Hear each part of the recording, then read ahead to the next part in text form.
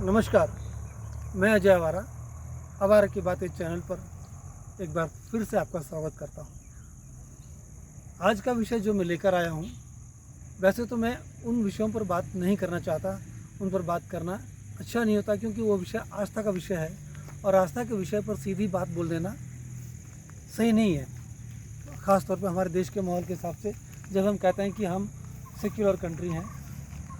लेकिन कुछ घटनाएं ऐसी हुई हैं जिनसे मैं बहुत आहत हूँ, और चूंकि आहत हूँ तो मैं चाहता हूँ कि मैं अपना दर्द आपसे शेयर करूँ, अपनी मनोभाव आपसे शेयर करूँ और वो बात कहूँ। मैं यहाँ पर किसी की बुराई नहीं कर रहा हूँ, लेकिन मुझे लगता है कि हमें वो कड़वी बात भी कहनी पड़ेगी जो कही जानी चाहिए। मैं आज बात कर रहा हूँ सनातन पर। यहाँ ये विषय नहीं है कि मैं सनातन की बुराई कर रहा हूँ या बड़ाई कर रहा हूँ, अच्छा बोल रहा हूँ या बुरा बोल रहा हूँ। ये फैसला आप खुद ही कर लीजिएगा। सवाल यह है कि सनातन धर्म कहाँ स्टैंड कर रहा है आज। मुझे तो लगता है कि सनातन खतरे में है। हम ये बहुत कहते सुनते हैं कि हमारे देश में माइनॉरिटीज़ खतरे पर है, माइनॉरिटीज़ पर अत्याचार होते हैं।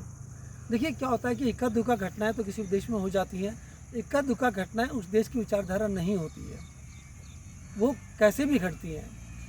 तो उस आधार पर देखा जाए तो हमारे देश में माइनॉरिटीज़ बड़ी सुरक्षित हैं। लेकिन बांग्लादेश में क्या हुआ, ये बात किसी से छुपी नहीं है। और पाकिस्तान में क्या हुआ, ये बात भी आपको पता है।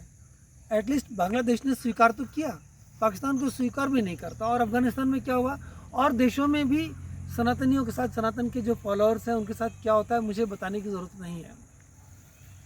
अब सवाल ये आई कि मैं यहाँ ये बात नहीं करना चाह रहा हूँ कि सनातन पर अत्याचार क्या हो रहा है, या हिंदू बेचारे हैं, या हिंदू दबंग हैं, या हिंदू किस तरह से हैं, वो मैं नहीं कहना चाह रहा हूँ। मेरा सवाल है यहाँ पर, मैं आज बड़े गुस्से में आपसे सवाल पूछ रहा हूँ, क्या सनातन का कोई अपना स्टैंड है? क्या हिंदुओं का कोई अपना स्टैंड है? हम बड़े गर्व से कहते हैं कि हिंदू समावेशी भाव रखता है। जी हाँ, समावेशी भाव रखता है, और इस समावेशी भाव के कारण हमने सब धर्म को आत्मसात किया है। लेकिन याद रखिए, किसी के माँ बाप का सम्मान करना अपने पेरेंट्स का अपमान करना नहीं होता। किसी के धर्म का सम्मान करना का मतलब ये नहीं होता कि हम अपने ही धर्म का अपमान करने लग जाएं। इवन हिंदुस्तान की बात देख लीजिए आप, यहाँ हम मानते हैं कि हिंदू बहुसंख्यक हैं। बहुसंख्यक होते हुए भी क्या हिंदुओं की बात की कहीं कोई मूल्य है? क्या हिंदुओं की बात का कोई औचित्य है? क्या हिंदू कोई बात कहता है तो उसको आप क्या कहते हैं कि उग्रवाद जैसा कहकर आप उसको दरकिनार नहीं कर देते? कि हिंदुओं को ये बात नहीं कर, कम्युनलिज्म जिसे कहते हैं, कम्युनल होकर बात दरकिनार नहीं कर देते? और जब कोई और धर्म का इंसान अपने धर्म के बारे में बात करता है तो उसको अधिकार बोल लेते हैं, और जब हिंदू ही बात करता है तो कहते हैं ये कम्युनलिज्म में आ गया, कम्युनल हो गया। मुझे समझ नहीं आ रहा कि अपने धर्म का पालन करने का मतलब ये थोड़ी कि हम दूसरों के ऊपर हावी होने दें।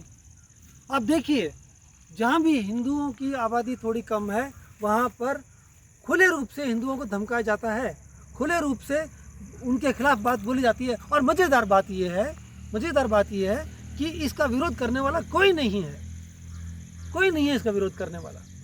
जब भी चर्चा चलती है, एक पक्ष में तो लोग खड़े होते हैं, लेकिन मज़ेदार बात यह है कि हमारे अपने लोग ही हमारे खिलाफ खड़े होते हैं।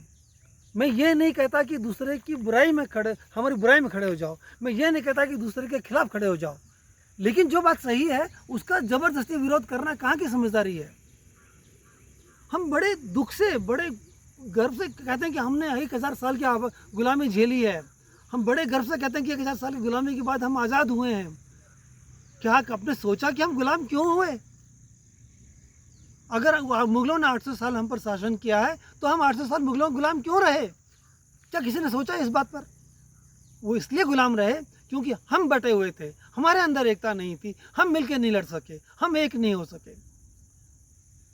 हमारे बटे हुए का कारण ये हुआ कि उन्होंने हम पर शासन किया, 800 साल शासन किया, और उसके बाद अंग्रेज आए, उन्होंने हिंदू मुसलमान को बांट दिया, और फिर हम पर 200 साल शासन किया। 1000 साल की गुलामी झेलने के बाद हमने क्या सीखा? बताइए, क्या सीखा आपने हमसे?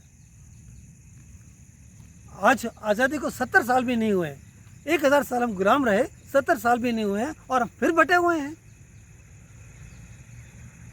फिर आज हम धार्मिक आधार पर बटे हुए हैं। और सनातनी, मुझे जवाब देगा कोई कि हम ब्राह्मण क्यों हैं, वैश्य क्यों हैं, शूद्र क्यों हैं, मारवाड़ी क्यों हैं, गुजराती क्यों हैं, हम हिंदू क्यों नहीं हैं, हम एक क्यों नहीं हैं?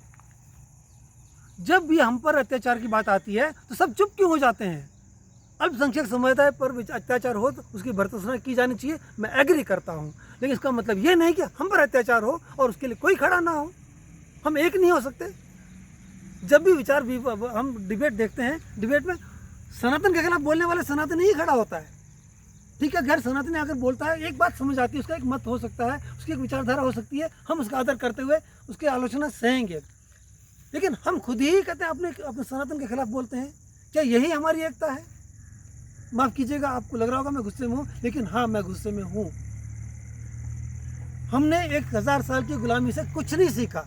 बटे हुए थे इसलिए गुलाम हुए, और आज आज़ाद हैं तो फिर बटे हुए हैं। अब मुझे इस बात को कहने में कोई गुरेज नहीं है कि शायद कुछ सालों में हम गुलाम दोबारा ना हो जाएं। अगर हम किसी देश के गुलाम नहीं होंगे तो किसी विचारधारा के गुलाम हो जाएंगे। हम फिर दोबारा अपनी संस्कृति खो चुके होंगे। शर्म आनी चाहिए हमें अपने ऊपर कि हमें अपनी संस्कृति की पहचान नहीं है, हमें अपने धर्म की पहचान नहीं है। हम सनातनियों को ये भी नहीं पता कि हमारी परंपराएं किस आधार पर हैं, हमारा धर्म किस आधार पर है, और हम इसको सिखाते भी नहीं है। हम विदेशी संस्कृति को फॉलो करते हैं। हमने क्या सीखा अपने अतीत से? बताइए, क्या सीखा आपने? और सबसे मजेदार बात, जब कई लोग बड़े शान से कहते हैं मैं नास्तिक हूँ, मैं किसी एक धर्म में विशेष में विश्वास नहीं करता। ठीक है, नास्तिक होना आपका अधिकार है, आप नास्तिक रहिए, बिल्कुल नास्तिक रहिए, लेकिन इसका मतलब ये नहीं हुआ कि सिर्फ आप एक धर्म विशेष पर ही नास्तिक हैं। मैंने बहुत बार देखा है जो नास्तिक, सो कॉल्ड नास्तिक जो होते हैं, वो ये कहते हैं कि हम नास्तिक हैं, तो वो जब सवाल करते हैं ईश्वर पर, क्या तो वो राम पर, कृष्ण पर, शिव जी पर, विष्णु पर ही सवाल करते हैं कि सनातन के देवी देवता ईश्वर कहते हैं नहीं पर सवाल करते हैं नास्तिक। वो नास्तिक किसी और धर्म के प्रभु पर, दूसरे ईश्वर पर क्यों नहीं सवाल उठाता? कि नास्तिक सिर्फ सनातन के लिए ही है? कि नास्तिक होना किसी और धर्म के लिए नहीं है? वो नास्तिक आदमी किसी एक धर्म, विशेष धर्म का पक्षधर कैसे हो जाता है? अगर वो किसी एक विशेष धर्म का पक्षधर है तो नास्तिक नहीं है, वो एक धर्म का विरोधी है। और फिर भी हम अपने ही खिलाफ बोले जा रहे हैं। ठीक है, आप सब धर्म का सम्मान कीजिए, करना चाहिए, ये हमारा कर्तव्य है, लेकिन किसी के धर्म का सम्मान करने का कर्तव्य निभाते निभाते हम अपने ही खिलाफ खड़े हो रहे हैं, हम अपने ही लोगों के खिलाफ खड़े हो रहे हैं, हम अपनी ही आलोचना कर रहे हैं, हम अपने ऊपर सवाल उठा रहे हैं। हम अपना विश्लेषण करने की जगह, अपने आप को समझने की जगह, अपने आप को जानने की जगह अपने खिलाफ खड़े हुए हैं, अपने आप को मिटाने में लगे हुए हैं। मुझे कोई गुरेज नहीं इस बात कहने के लिए, हो सकता है अगले कुछ वर्षों में सनातन का मूल खत्म हो जाए। जो आज ये कॉन्फ्रेंस होती है कि सनातन का समूल विनाश, हो सकता है कुछ साल बाद सनातन खुद तड़पता नजर आए, मरना सा नजर आए। माफ़ी चाहता हूँ, मैं बहुत गुस्से में हूँ, मैंने बहुत कड़वी बातें कही हैं, लेकिन सोचिएगा क्या मेरी बात सही है या गलत है? क्या हम अपने हिंदुत्व को बचा पाएंगे? क्या हम सनातन की रक्षा कर पाएंगे? क्या ऐसा हम दूसरों का सम्मान करते करते खुद मरणासन हो जाएंगे, मृत्युशैया पर लेट जाएंगे, या हम कभी अपने आप को फलता फूलता भी पाएंगे? मरणासन तो हम अभी भी हैं, क्योंकि हम खुद के लिए सचेत नहीं है। जब हम खुद के लिए सचेत नहीं है, हम खुद ही, हमारी आत्मा मर चुकी है, तो हम मरणासन स्थिति में तो आ ही गए हैं। बस इंतजार इस बात का है कि मरेंगे कब। बहुत गुस्से में मैं बोल रहा हूँ। सोचिए, क्या हम अपना ही विरोध नहीं कर रहे हैं? क्या हम अपना विरोध कर कर सही कर रहे हैं? बताइए, क्या हम सही कर रहे हैं? ऐसे क्या मजबूरी होगी कि हम अपने लिए ही अधिकार नहीं मांग सकते?